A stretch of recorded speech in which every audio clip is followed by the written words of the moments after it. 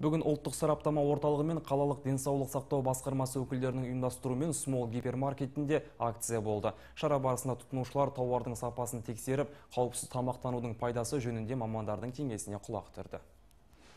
Қала тұрғыны Айгүл Дүйсенова тауардың сапасын білу үшін мамандардың көмегіне жүгінді. Қысы-жазы өнімдерге толы сауда орнында жеміс көкөністердің құрамында нитрат қалдықтары болуы әбден мүмкін. Жылжымалы зертхана бұл лимонның құрамынан ешқандай қауіпті затты таппады. Бүгін мына облыстық және қалалық СЭС мекемелерінің қызметкерлері қауіпсіздік тамақтану акциясын жүргізіп жатыр екен. Мен өзім салат пен лимонды тексерттім. Осындай акциялар болашақта халықтың қауіпсіз тамақтану үшін жүргізіліп тұрса деймін. Осындай іс-шаралар жиі өткізіп тұрса екен. Акция барысында мамандар тегін медициналық кеңес беріп, тұрғындарды тамақтандыру әдебін қалыптастыруға шақырды.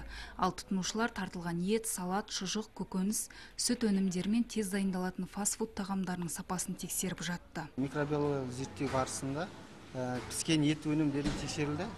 Бәрі талапқа сай келіп жатыр. Салат өнімдері тексеріліп жатыр. Оларда өз нормасына сәйкес келіп жатыр.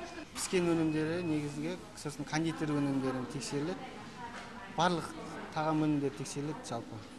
Акция барысында тұтынушылар мен сатушылардың арасында осы аурудың алдын алу мақсатында өнімдердің мерзімін сақтау туралы эпидемиологиялық түсіндірме жұмыстары жүргізіліп кетті. Алған өнімдерінің сапасы тексерілді, микробиологиялық, санитарлық, химиялық зерттеу жұмыстары жүргізілді. Осылайша гипермаркеттегі көкөніс жемістерден де ет қосылған тағамдардан да адам денсаулығына зиянын тигізетін заттар анықталмады.